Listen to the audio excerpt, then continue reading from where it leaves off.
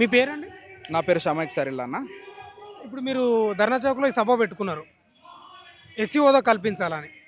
అసలు ఎందుకు కల్పిస్తలేరు? Presidential order కూడా మీకు తెలుసు 1950 ఆగస్ట్ 10 వచ్చింది.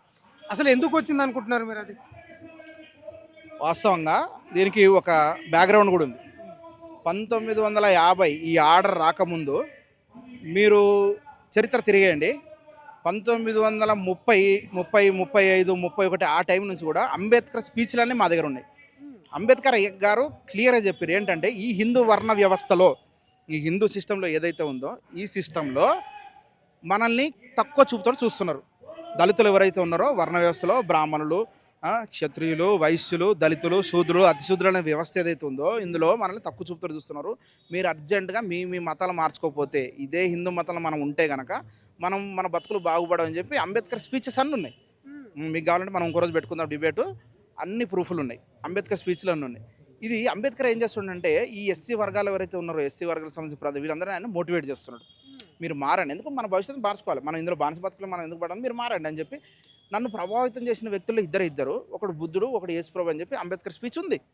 అంబేద్కర్ స్పీచ్ ఉంది మహారాష్ట్రలో. ఆయన సభలో ఆయన ప్రత్యక్షంగా మాట్లాడిన వాల్యూమ్స్ అన్నీ ఉన్నాయి, మీరు తిరిగేసుకోవచ్చు దాన్ని. ఆ స్పీచ్లో ఆయన క్లియర్గా చెప్తాడు, మీరు ఏదో ఒక మతాన్ని మీరు స్వీకరించండి, ఇందులో ఉండి మీరు సఫర్ అయ్యకంటే మీరు ఏదో మతాన్ని స్వీకరించండి చెప్పి ఆయన క్లియర్గా చెప్పడం జరిగింది. ఇది అక్కడ నుంచి ఆయన స్పీచ్లన్నీ కూడా ఈ హిందూ వ్యతిరేక స్పీచ్లు చాలా వచ్చినాయి. మిమ్మల్ని మీరు లిబరేట్ చేసుకోవాలంటే, మీరు మార్పు చెందాలంటే, మీరు ఒక ఉన్నత స్థాయికి చెందాలంటే మీరు ముందు మారండి, ఏదో ఒక మతాన్ని మీరు స్వీకరించండి, మిమ్మల్ని మీరు మోటివేట్ చేసుకోండి అని చెప్పి ఆయన స్పీచ్లన్నీ ఉన్నాయి. సో ఈ చర్చలన్నీ జరుగుతున్న టైంలో 1940 తర్వాత నుంచి ఈ రాజ్యాంగం రాసే కంటే ముందు ఈ రాజ్యాంగ సభలో జరిగిన చర్చలలో కూడా క్రైస్తవ ప్రతినిధులు ఎవరైతే వెళ్ళారో, మీకు రిజర్వేషన్స్ కావాలంటే వాళ్ళందరూ అగ్రకులాలకు చెందిన వ్యక్తులే. బ్రాహ్మిన్స్ కానీ ఇట్లా పెద్ద పెద్ద వాళ్ళు అగ్రకులాలకు చెందిన వ్యక్తులు, వాళ్ళు క్రైస్తవ తరపున ప్రతినిధులుగా ఆ రాజ్యాంగ చర్చల్లో వాళ్ళు పాల్గొన్నప్పుడు మా క్రైస్తవులకు రిజర్వేషన్ అవసరం లేదు, మేము బాగానే ఉన్నాం, మాకేం రిజర్వేషన్, అది ఎవరు చెప్పారు? అగ్రకులాలు చెప్పారు. ఎవరి పక్షంగా? దళితుల పక్షంగానో అందరి పక్షంగానో, ఏం బాబు మీకు రిజర్వేషన్ ఇవ్వాలా వద్దా అని చెప్పి రాజ్యాంగ పరిషత్తులు అందరూ కూర్చున్నప్పుడు చర్చలు జరిగినప్పుడు ఈ క్రైస్తవ ప్రతినిధులు ఎవరైతే ఉన్నారో వాళ్ళు మాకు రిజర్వేషన్ అవసరం లేదు, మా బతుకులు బాగానే ఉన్నాయని చెప్పారు. సో ఇది జరుగుతున్న క్రమంలో అంబేద్కర్ ఇన్వాల్వ్ అయ్యిండు, అన్ని సరే వీళ్ళకి సరే అయినప్పటికీ మతంతో సంబంధం లేకుండా రిజర్వేషన్ మనకి ఇది ఒరిజినల్ రాజ్యాంగం. ఈ రాజ్యాంగంలో మతంతో సంబంధం లేకుండా 1950 జనవరి 26 మనం ఇది అమలు చేసుకున్నాం. ఈ రాజ్యాంగంలో ఎస్సీలందరూ మతంతో సంబంధం లేకుండా అందరు ఎస్సీలే, మాదిగైనా మాలైనా ఏ కులానికి సంబంధించిన వ్యక్తి అయినా, ఎస్సీలలో రకరకాల కులాలు ఉన్నాయి కదా, ఈ కులం అన్ని మత ప్రస్తావన లేకుండా వీళ్ళందరూ ఎస్సీలే. కానీ 1950 ఇదే రోజు 76 సంవత్సరాల క్రితం ఇదే రోజు ఒక ఆర్డర్ తెచ్చిండ్రు ప్రెసిడెంట్. ఆర్డర్లో హిందూయిజం తప్ప, హిందూ మతానికి చెందిన ఎస్సీలు తప్ప మీరు ఏ మతం మారినా మీరు ఎస్సీలు కారు అని చెప్పి ఆర్డర్ చెప్తుంది. ఇది అసలు ఈ ఆర్డర్ ఇట్ సెల్ఫ్ మళ్ళీ రాజ్యాంగ వ్యతిరేకమే. ఎందుకు? ఆర్టికల్ 14 ఏం చెప్తుంది? ఈక్వాలిటీ ఆఫ్ లా, అంటే చట్టం ముందు అందరు సమానమే అని చెప్తుంది లా. మరి ఒక చట్టం తీసుకొస్తారు, మీరు ఎస్సీ ఎస్టీ అట్రాసిటీ తెచ్చారు కదా, దాని ముందు అందరు సమానమే. దీని ప్రకారం, ఆర్డర్ ప్రకారం కాదు, దీని ప్రకారం అందరూ సమానమే. ఆర్డర్ ప్రకారము హిందూ ఎస్సీలే అట్రాసిటీ కేసు పెట్టడానికి అవకాశం ఉంటుంది, ముస్లిం ఎస్సీలు పెట్టడానికి లేదు, క్రిస్టియన్ ఎస్సీలు పెట్టడానికి లేదు, బుద్ధిస్ట్ ఎస్సీలు పెట్టడానికి లేదు, సిక్కులు ఎస్సీలు పెట్టడానికి లేదు. ఒక్క హిందూ ఎస్సీలు అయితేనే వాళ్ళు ఈ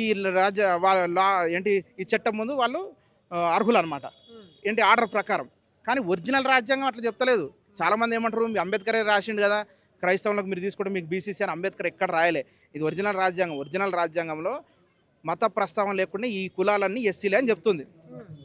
కానీ ఏదైతే ఆర్డర్ తెచ్చిందో, మీరు క్రైస్తవ మతం పుచ్చుకున్న తెల్లారి మీరు ఎస్సీలు కాకుండా పోతారని చెప్తుంది. ఆర్డర్ ఇస్తే మళ్ళీ వ్యతిరేకం.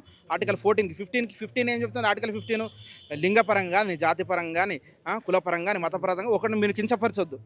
ఆర్డర్ని తీసుకోండి. ఆర్డర్ ప్రకారం నువ్వు హిందూ మతంలో ఉన్న ఎస్సీలు అంటే నువ్వు హిందూ మతాన్ని పెంచుతున్నట్టే కదా, వీళ్ళని కించపరుస్తున్నట్టే కదా. అది ఆర్టికల్ 15కి వ్యతిరేకం. హిందూ ఎస్సీ మిగిలిన మతానికి చెందిన ఎస్సీలు కాదంటే ఆర్టికల్ 15 ప్రకారం అది వ్యతిరేకం.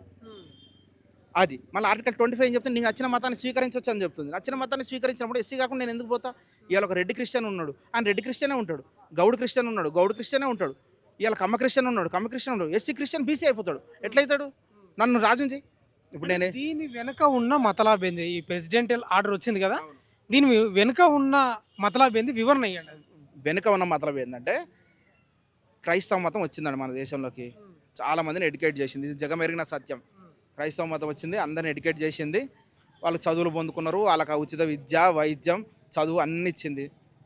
చాలామంది క్రైస్తవ మతంలోకి మారిపోయారు. ఎవరు ఇప్పుడు అణగారిన వర్గాలు ఉండాలి. మాకు హిందూ వ్యవస్థలో చోటు లేదు. ఇప్పుడు నేనే ఉన్నా ఎస్సీ అనుకోండి. నన్ను హిందూ సిస్టంలో నన్ను గౌరవం లేదు. నేను పూజారి కాలేను. నేను గుళ్ళకి పోలేను. నన్ను కించి చూపు నాకు మంచినీళ్ళు ఇయ్యరు. నా బావలో నీళ్ళు తోడుకొనియ్యరు. నాకు ఇంగ్లీష్ ఎడ్యుకేషన్ వచ్చింది.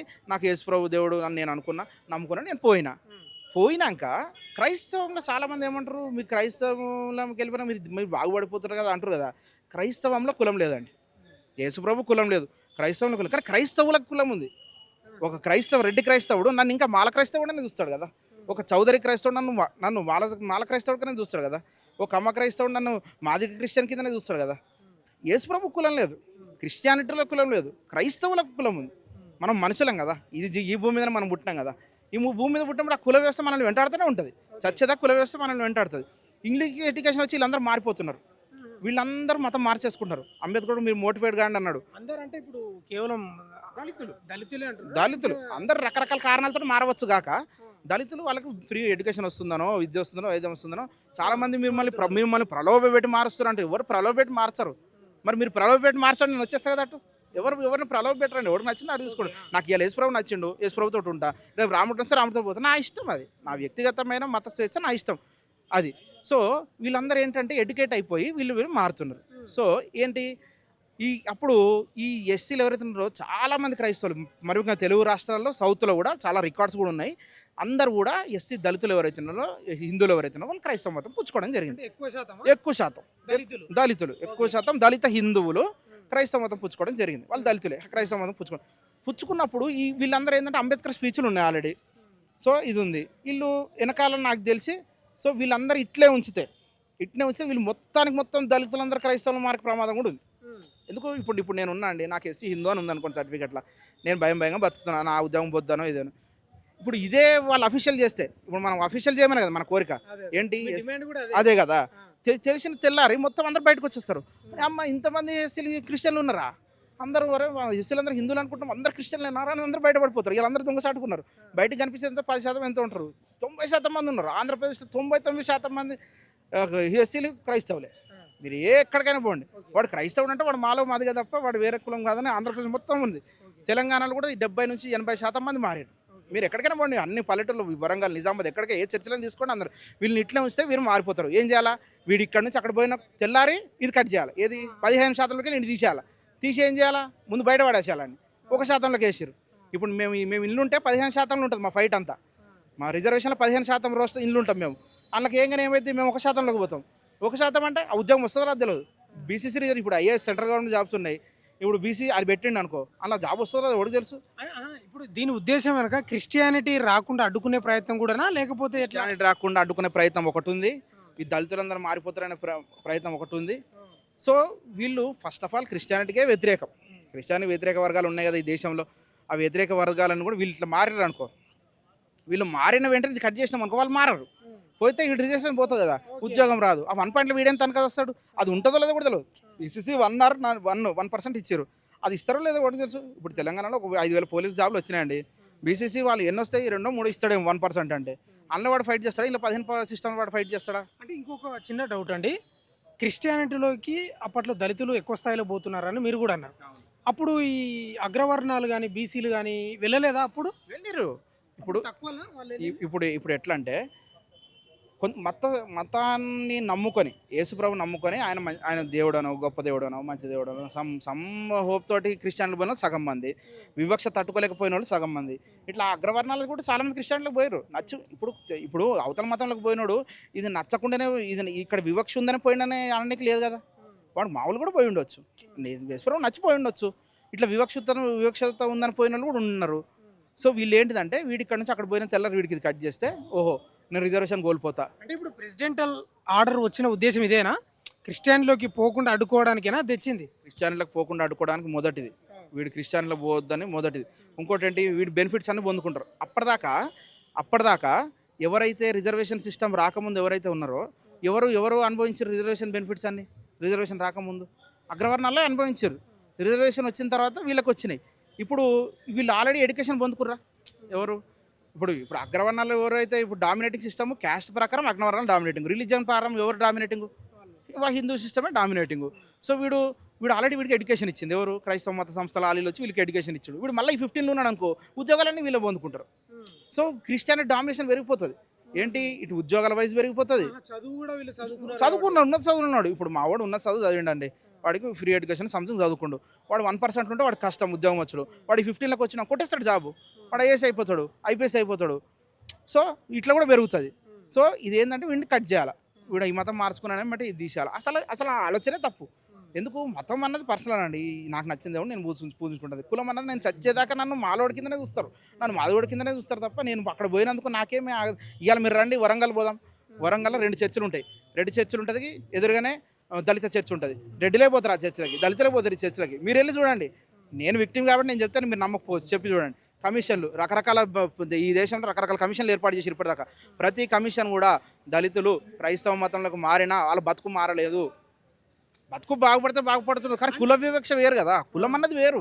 నీకు బతుకు వేరు నువ్వు ఐఏఎస్ అయినంత మాత్రం నీ కులం దూషిస్తే నువ్వు కుల దూషణకు గురవుతున్నట్టే కదా సో ఇప్పుడు మీరు చెప్పిన సబ్జెక్ట్లో నాకు ఒక ప్రశ్న ఏంటంటే ఇప్పుడు క్రిస్టియన్ లేకపోతే వేష భాష చదువు అంతా వస్తుందని మీరు చెప్తున్నారు బాగుపడుతున్నారు అనేది అంటే ఇప్పుడు దళితుల్లాగానే ఉండాలి వాళ్ళు పని చేయాలి బానిసలుగా ఉండాలి అనే వాళ్ళ ఉద్దేశం ఉండొచ్చా 100% అదేనా అదే ఉద్దేశం దళితుడు వాడు ఇక్కడ ఉంటే ఇక్కడ మనం దన్నాలని ఇక్కడ మనం వాడిని చిన్న చూపు చూడొచ్చు అక్కడికి పోతే వాడికి అక్కడ ఆ సమాజంలో మనకు ఉన్నత చూపు దక్కుతుంది అని వీళ్ళ ఫీలింగ్ మాకు అక్కడ ఉన్నత చూపు దక్కుతలేదు మా వరకు మేము వ్యక్తిగతం బాగున్నామన్న ఫీలింగ్ మాకు ఉంది కానీ అక్కడ కూడా మమ్మల్ని కించపరుస్తారు సో వీడేంది ఇక్కడ కూడా వీడిని దన్నాలా అక్కడ పోతే అక్కడ వాళ్ళు కూడా మమ్మల్ని దంతుర్రు వీడికి ఇటు రావద్దు అటు రావద్దు అని చెప్పి మమ్మల్ని ఇటు అటు కాకుండా చేస్తున్నారు అనమాట అది మెయిన్ ఇప్పుడు అంబేద్కర్ కూడా ఉన్నాడు కదా అప్పుడు ఈ ప్రెసిడెంటల్ ఆర్డర్ వచ్చినప్పుడు ఎందుకు ఫైట్ చేయలేదు ఇది పెద్ద ప్రశ్న ఇది మీ దళితుల నుంచి వస్తున్న ప్రశ్ననే ఇది ఎందుకు అడ్డుకోలేకపోయిండు ఎందుకు వాదించలేకపోయిండు అనేది ఇప్పుడు మన పొలిటికల్ సిస్టమే అట్లుంది ఇప్పుడు అంబేద్కర్ పోటీ చేసిన ఎలక్షన్లో ఓడిపోయిండు అన్న మరి ఈ రాజ్యాంగం రాసిన అంతటోడే ఎందుకు ఓడిపోయిండు అంటే ఇప్పుడు కొన్ని శక్తులు ఆ టైంలో ఉన్నాయి ఇప్పుడు నేను చెప్పిన కదా ఆ రాజ్యాంగ పరిషత్ జరిగిన చర్చలలో క్రైస్తవుల ప్రతినిధులు మాకు రిజర్వేషన్ వద్దనే అన్నారు మరి వాళ్ళు ఎందుకు వద్దన్నారంటే ఏం చెప్తాం వాడు బాగానే ఉన్నాడు వాడు వద్దన్నాడు అంబేద్కర్ కూడా ఫైట్ చేసి ఉండొచ్చు ఇంటర్నల్గా అంబేద్కర్ ఫైట్ చేయకపోయినప్పటికీ ఆయన ప్రతి స్పీచ్లో కూడా ఇది చెప్పిండు ఆయన కూడా రాజీనామా చేసిండు ఆయన మంత్రి పదవికి ఆయన కూడా రాజీనామా చేసి మంత్రి అంతేందుకు ఈ రాజ్యాంగ 1950 షెడ్యూల్ కాస్ట్ ఆర్డర్ వచ్చేటప్పటికి అంబేద్కర్ అప్పటికే బుద్ధిజం తీసుకున్నాడు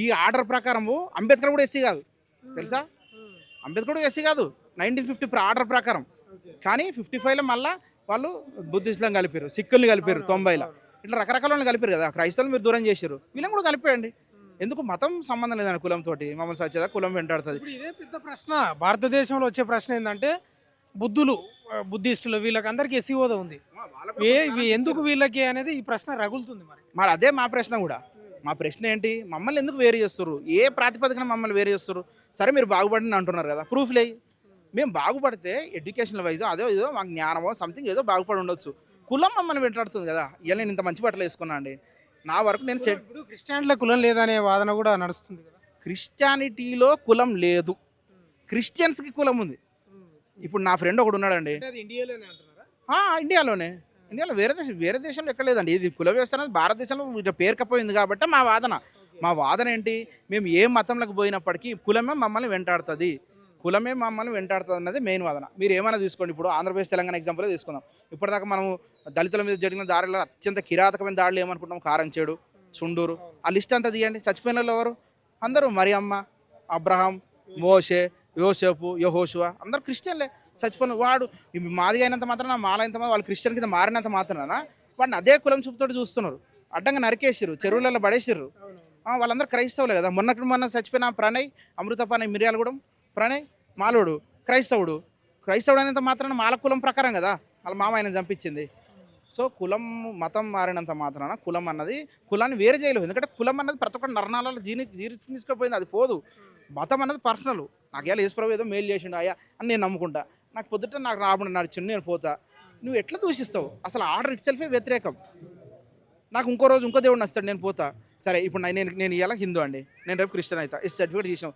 తెల్లారి రాముడు పూజిస్తా నాకు మళ్ళీ ఇస్తావు సర్టిఫికేట్ నేను ఎంఆర్ఆర్ఎస్ చుట్టూ తిరుగుతుండాలా అది కూడా పాయింట్ మరి ఇప్పుడు నాకు ఇలా యేసుప్రభు నచ్చిండండి మీరు తీసేసుకుంటారు నా సర్టిఫికేట్ నీకు ఇచ్చేస్తా బీసీసీ తీసుకుంటా నేను అక్కడ ఇప్పుడు రాముడు నచ్చిండు మళ్ళీ నాకు ఎస్ ఇస్తావా ఎట్లా ఎన్ని సర్టిఫికేట్లని ఇస్తావు నాకు మతం పర్సనల్ అది నా ఇష్టము నాకు ఇలా ఆయన మేలు చేసి నేను నమ్ముకున్నా నాకు రేపు ఆయన మేలు చేస్తే ఆయన నమ్ముకుంటా ఇట్లా పోయేటప్పుడు క్రిస్టియన్ హిందూస్ ఉంటాం, మనం ఇట్లా సిలువ వేసుకుంటాం, క్రిస్టియన్ కూడా మన రాముడు ఇట్లా ఇట్లా అనుకుంటాం. అది పర్సనల్ అండి మతం. దానికి కులానికి ఎట్లా ముడి పెడతాం? కులం అన్నది చిన్నప్పటి నుంచి మమ్మల్ని వెంటాడుతూనే ఉంది, వేధిస్తూనే ఉంది. అది పోదు, మనం సచ్చేదాకా మమ్మల్ని పోదు. ఇవాళ కూడా బైబిల్ పట్టుకొని చర్చలకు పోతుంటే అదే చూపుతారు, మమ్మల్ని తిడుతారు కదా.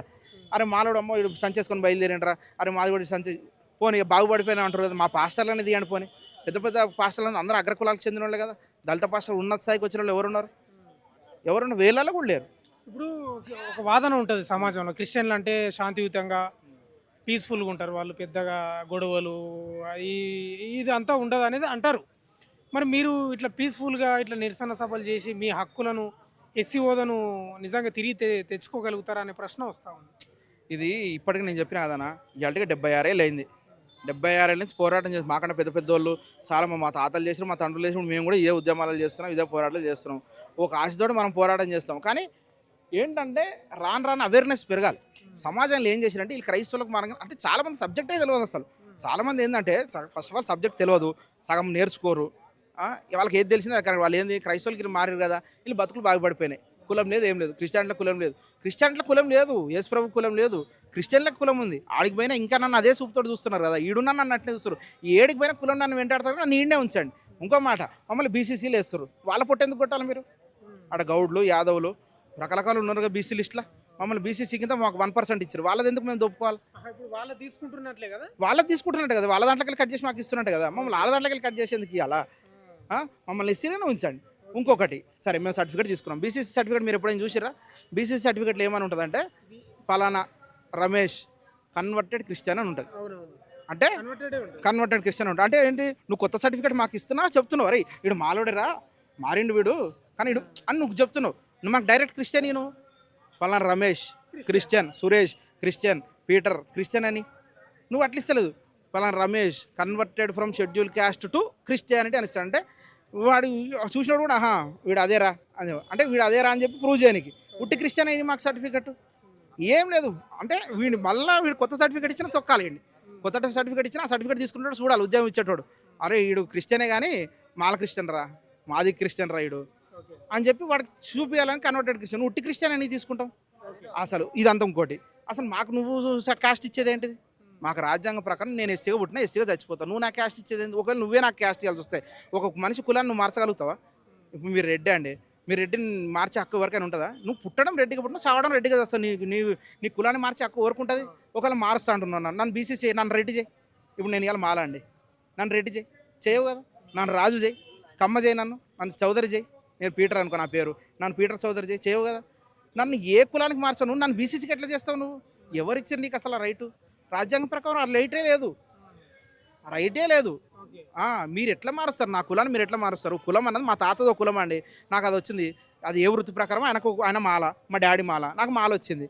నేను క్రిస్టియన్ పుడతానో, హిందూ ఉంటానో, ముస్లిం ఉంటానో, నా మాల నాకు ఉంటుంది తప్ప బీసీసీ నేను ఎట్లయితా? నువ్వెవరు నాకు బీసీసీ అనికి? నువ్వు అట్లా కొత్త క్యాస్ట్ ఏదైనా నాకు ఇవ్వాలనుకుంటే మంచి క్యాస్ట్ ఇవి.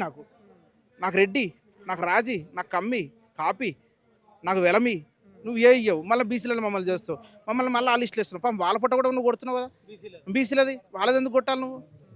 పోనీ మాకు కొత్త లిస్ట్ అయ్యి ఏం లేదు. నువ్వు ఏనైనా చేయగానే వీళ్ళు మళ్ళీ దళితులుగానే మాకు ఫోకస్ అయితే మళ్ళీ వీళ్ళు దళితులే అని చెప్పి ప్రూవ్ చేయాలని. అందుకే నువ్వు ఎక్కడ పోయినా నువ్వు కొత్త సర్టిఫికేట్ తీసుకో, నువ్వు బీసీ సర్టిఫికేట్ తీసుకో. అక్కడ దళిత క్రిస్టియన్ అని ఉంటుంది, కన్వర్టెడ్ క్రిస్టియన్ అని ఉంటుంది. నువ్వు ఏటు పో, నీ కులం మళ్ళీ నేను వెంటాడుతూనే ఉంటుంది. వీళ్ళు వెంటాడిపిస్తారు మమ్మల్ని. ఇప్పుడు ప్రెసిడెంటల్ ఆర్డర్ రద్దు చేయాలనేదా ఏంది మా డిమాండ్? ఫస్ట్ ప్రెసిడెంట్ ఆర్డర్ రద్దు చేయాలి. రద్దు చేయని పక్షంలో మీరు సిక్కుల్ని చేర్చారు కదా ఆర్డర్లో. ఫస్ట్ ఏమన్నారు? హిందువులు కాకుండా ఎవరున్నా వాళ్ళు ఎస్సీలు కాకుండా పోరు, వాళ్ళు ఎస్సీలు గారు అన్నారు. తర్వాత సిక్కుల్ని చేర్చారు, బుద్ధిస్టులు చేర్చారు. ఇలా వేరుపరచబడ్డ వరకు క్రైస్తవులు, ముస్లింలు ఉన్నారు. యాడ్ చేయి ఆ లిస్టులకు మమ్మల్ని, లేకపోతే ఆర్డర్ తీసేయి. అసలు ఇంక గట్టిగా మాట కులాన్నే తీసేయి కదా, కులాన్ని తీసే. నువ్వు వ్యవస్థ మొత్తంలో కులం ఉన్నప్పుడు నువ్వు క్రైస్తవులకు కులం లేదని ఎట్లా అంటావు? వ్యవస్థ మొత్తం కులం ఉంది కదా, మన సిస్టంలోనే కులం ఉంది. కులమే ఉన్నప్పుడు నువ్వు మళ్ళీ క్రైస్తవులకు కులం లేదంటే కులం అన్నది నువ్వు ముస్లిం అయినా, క్రిస్టియన్ అయినా, హిందూ ఏదైనా నీ కులమే. కులం ఎక్కడికి పోదు. వాడు రెడ్డి క్రిస్టియన్ అయినప్పుడు రెడ్డి క్రిస్టియన్ ఉన్నప్పుడు, కమ్మ క్రిస్టియన్ ఉన్నప్పుడు, కాపు క్రిస్టియన్, చౌదరి క్రిస్టియన్ ఉన్నప్పుడు, రాజు క్రిస్టియన్ ఉన్నప్పుడు, రావు క్రిస్టియన్ ఉన్నప్పుడు, దళిత్ కూడా దళిత క్రిస్టియన్ అవుతాడు. చాలామంది దళిత క్రిస్టియన్ అనేది అసలు అదే ఎవడైనా విన్నాడా అన్నాడు అంటారు. రెడ్డి క్రిస్టియన్ ఉన్నప్పుడు కమ్మ క్రిస్టియన్, కాబట్టి దళిత్ కూడా క్రిస్టియన్ ఉంటాడు కదా. దళితుడు క్రిస్టియన్గా మారిన మళ్ళీ అక్కడ కులమే ఉంటుంది, వాళ్ళు చచ్చేదే కులమే ఉంటుంది. అయ్యాలు కూడా వాళ్ళ సమాధులు మా సమాధులు కలిపే ఉండవు. మీరు ఊళ్ళో పండి మేము చెప్తే మీరు నమ్మకపోవచ్చు. ప్రభుత్వాలు అనేక నివేదికలు ఇచ్చినాయి, 14-15 నివేదికలు ఉన్నాయి. 14-15 నివేదికలు ఉన్నాయి. అన్ని నివేదికల్లో వీళ్ళు మతం మార్చుకున్నందువల్ల వీళ్ళు బతుకులు బాగుపడలేదురా నాయన, వీళ్ళని ఇళ్ళనే ఉంచండి అని చెప్పినాయి అనేక రికార్డులు. మన ముందే ఉన్నాయి ఆధారాలు. మొన్న కేజీ బాలకృష్ణ కమిషన్ కూడా వేసింది బీజేపీ గవర్నమెంట్. అక్కడ కూడా మేము మందకృష్ణ గారితో నేను కూడా ఉన్నా ఆ రోజు. మరి ఏమైనా ఆశిస్తున్నారా మీకు సానుకూలంగా వచ్చే అవకాశం ఉంటుందా? మన పోరాటాలు మనం చేస్తాం అంతే, ఆశిస్తున్నాము. కానీ ఏదైతే ఇటు నుంచి ప్రెషర్ పెరిగినప్పుడు అటు నుంచి ప్రెషర్ ఉంటుంది. ఎట్లుంటది మీ ప్రెజర్ ఎట్లుంటది అంటున్నా భవిష్యత్తులో మా ప్రెజర్ అనేది ఇప్పుడు మందకృష్ణ మాదిగ లాంటి వాళ్ళు పెద్దవాళ్ళు ఉద్యమ నాయకులు, వాళ్ళ ఇష్యూలతో పాటు ఇటువంటి ఇష్యూలు కూడా వాళ్ళు టేకప్ చేసి ఫైట్ చేస్తున్నారు. ఇట్లాంటి వాళ్ళు అనేక ఇంకా చాలా మంది నాయకులు ఉన్నారు, పెద్ద వాళ్ళు సంతోషంగా ఉండి సుఖంగా ఉన్న వాళ్ళు చాలా మంది ఉన్నారు. వాళ్ళందరూ బయటకు వచ్చి వీళ్ళ మీద ఒక మాట మీరు మాట్లాడండి. ఇవాళ మాకేముందని, ఇవాళ మందకృష్ణ గారికి ఏం అవసరం, ఆయనకు అదనంగా వచ్చేది ఏముంది దీని మీద. కానీ అటువంటి పెద్ద వ్యక్తి ఈ ఉద్యమానికి ఇది న్యాయమైన డిమాండ్, ఇందులో న్యాయం ఉంది కాబట్టి నా సపోర్ట్ ఉండాలని చెప్పి మందకృష్ణ మాదిగ గారు వచ్చినప్పుడు మీరు ఇటువంటి చాలా పెద్ద నాయకులు ఉన్నారు కదా, మీరు అందరూ కూడా బయటకు వచ్చి వీళ్ళ కోసం సానుకూలంగా స్పందించినప్పుడు ఇటు పక్క నుంచి ప్రెజర్ పోయినప్పుడు అటు పక్క నుంచి అరే నిజమేరా వీళ్ళకి న్యాయమైన డిమాండ్ ఉంది, వీళ్ళది నిజంగానే వీళ్ళది జెన్యూన్ కాజ్ ఉందని వాళ్ళు కూడా రీసెర్చ్ చేసి చేస్తారు. ఇప్పుడు కేజీ బాలకృష్ణ కమిషన్ కూడా వేసారు, అది 3 ఎక్స్టెన్షన్స్ అయింది. ఆగస్ట్ 22 వేసారు, 24కి ఎక్స్టెండ్ చేశారు, 23కి 25కి 26 జూన్ 10కి లాస్ట్ డేట్ ఉండే. ప్రింటింగ్ కూడా అయిపోయింది, రిపోర్ట్ ఇప్పటిదాకా రిపోర్టే బయటకు రాలి 2 నెలలు అయింది.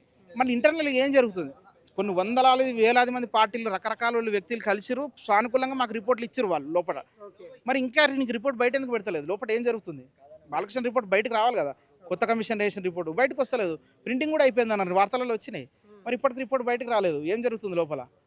మా డిమాండ్ ఏంటిదంటే మేము ఉన్న ఎవిడెన్స్ అని మీకు చెప్పిన అంబేద్కర్ ప్రూఫ్లు కానీ మహాత్మా గాంధీ ప్రూఫ్లు కూడా చెప్పినాం. మహాత్మా గాంధీ గారు హరిజన్ పత్రిక నడిపించేటోడు. ఆ హరిజన్ పత్రికలో ఆయన స్టేట్మెంట్ ఉంటుంది.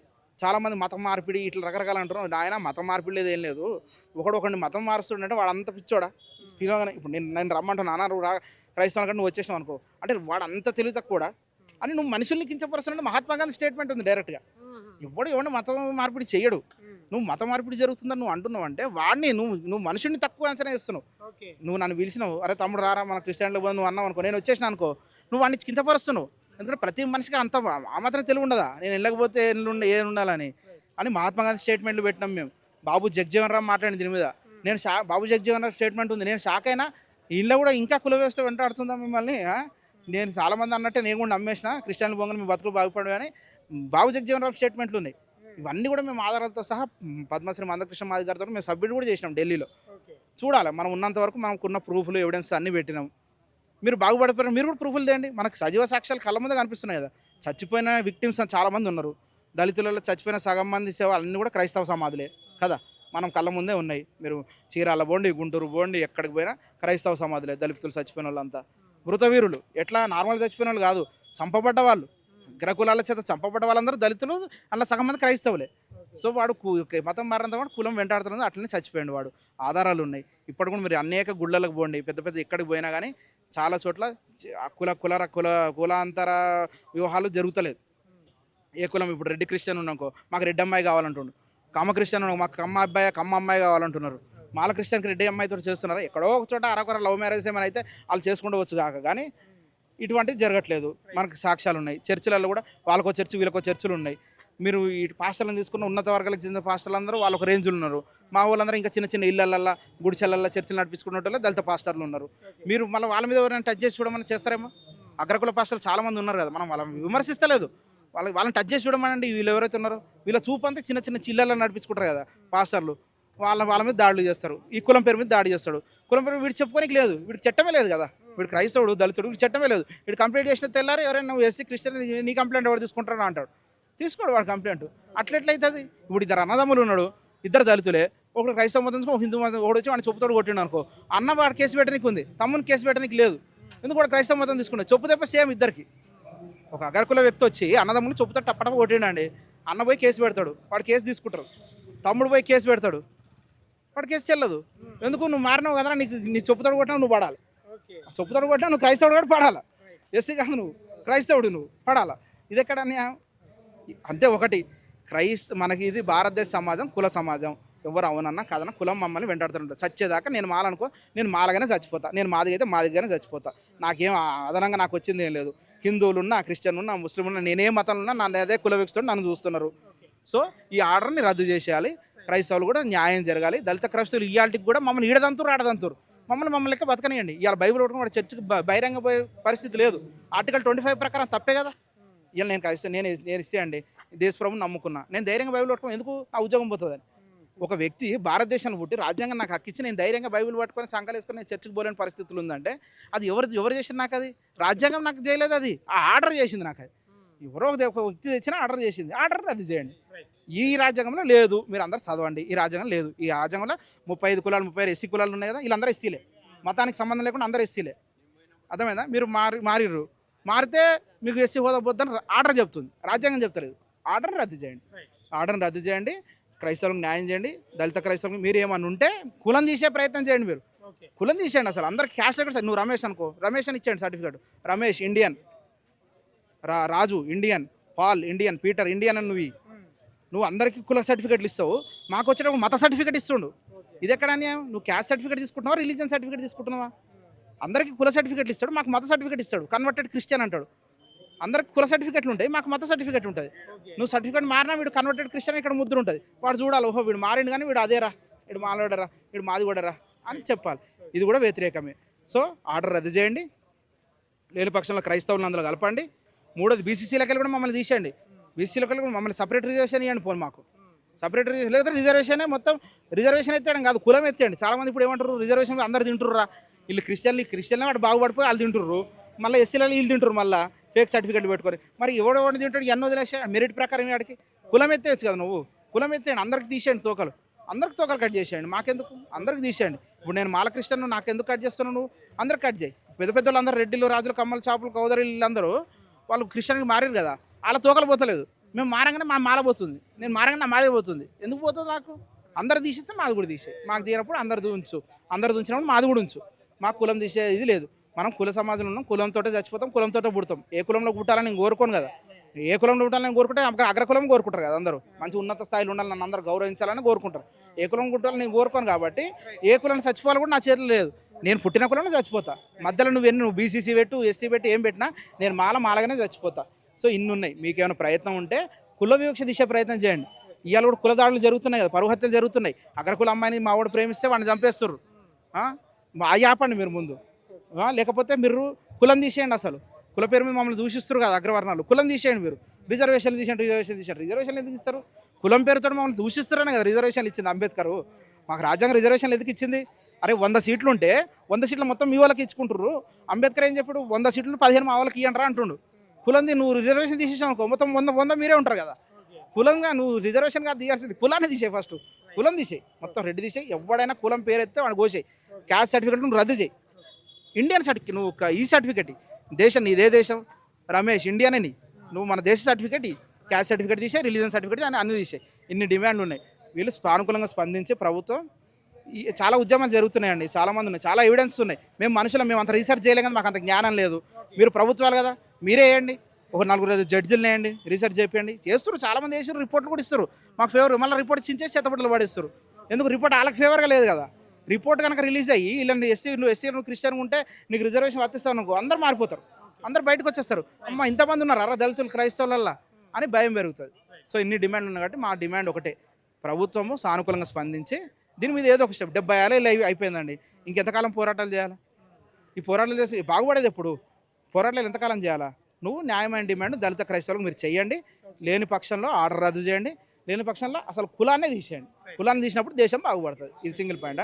కులాన్ని తీసేయండి. ప్రభుత్వానికి మా డిమాండ్ ఏంటంటే మీకు మాకు సర్టిఫికేట్లు ఇవ్వకండి, మాకేమి ఇవ్వకండి. మేము బాగుపడిపోతున్నాం కదా, మాకేమి ఇవ్వకండి, మాకేం వద్దు కూడా, మాకేం వద్దు, మాకు ఉరిగేదేముంది, మాకేం వద్దు. కులాన్ని తీసేయండి, ఫస్ట్ కులాన్ని తీసేయండి. అది మా మెయిన్ డిమాండ్.